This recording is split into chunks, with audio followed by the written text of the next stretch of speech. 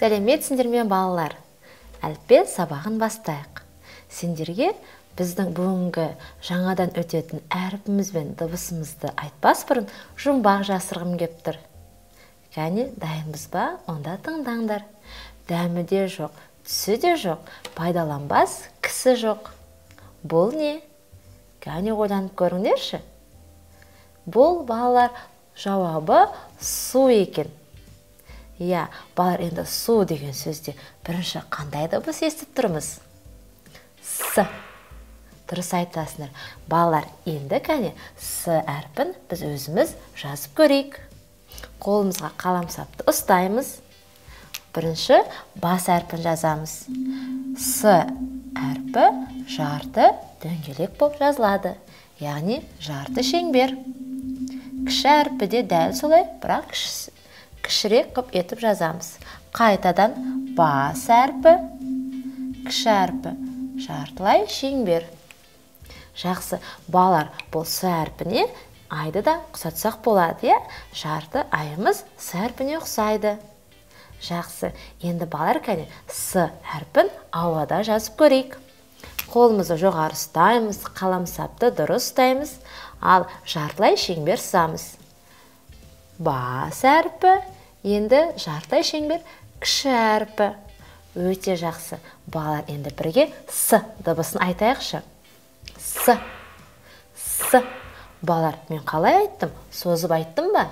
Жоқ. Яғни С дыбысы қысқа айтылады, ол дауыссыз дыбыс.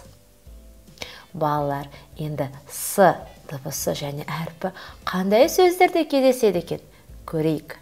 Мұна бір тамаша суретке қараңдаршы. Бұл табиғат аясы, таудың етегі, күн жарқырап тұр. Балалар, енді бұл жерде киіз үйлер тігіліп тұр екен. Киіз үйдің балалар мұна бір бөлігін не деп атаймыз? Біз киіз үйге қалай кіреміз? Дұрыс айтасыңдар, есіктен кіреміз. Сонда есік деген сөзде де С әрпі бар. Кәне, енді осы есік деген сөзге дыбыстық талдау жасап көрейікші. Ең бірінші балалар, қандай дыбыс естіп тұрмыз? Е. Бізде балалар дауысты дыбыс. Сондықтан қызыл түсті шеңбермен бояймын. Келесі балалар, С.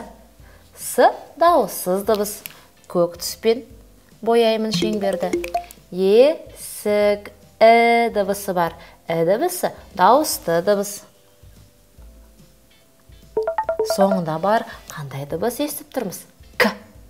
К дауыссыз дыбыс. Бар, есік деген сөзде неше дыбыс бар екен? 4 дыбыс бар. Неше әріп бар? 2. Ал буындар санын санайық. Есік. Неше буын бар? 2. Өте жақсы. Балалар, енді келесі суретке назар аударайық. Бұл асық. Сендер асық ойнауды жақсы көресіңдер ме? Асық ойнау ол ұлттық ойынға жатады.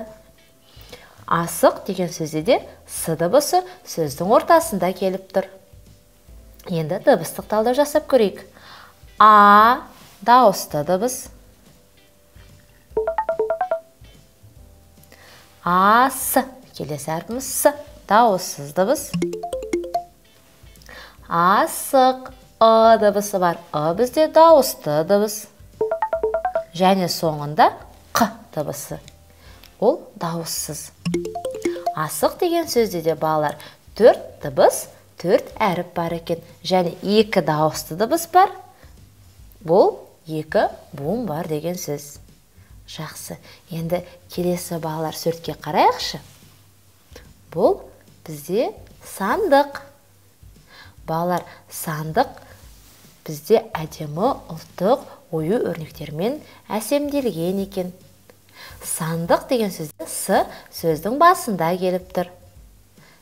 Ал сандық сөзін дыбыстық талдау жасайық. С дауыссыз дыбыс. А дауысты дыбыс. Н дауыссыз дыбыс. Д дауыссыз дыбыс.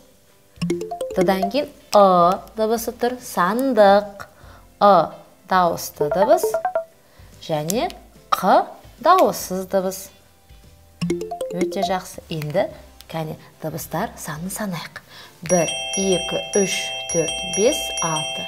6 дыбыс бар. 6 әріп бар екен. Сандық буынға бөлейік. Сандық. Неше буын бар? 2 буын бар. Жақсы балар, жарайсыңдар. Тағы да қандай сөздерде с дыбысымен әрпі кездеседі? Кәне ойланып көрейікші.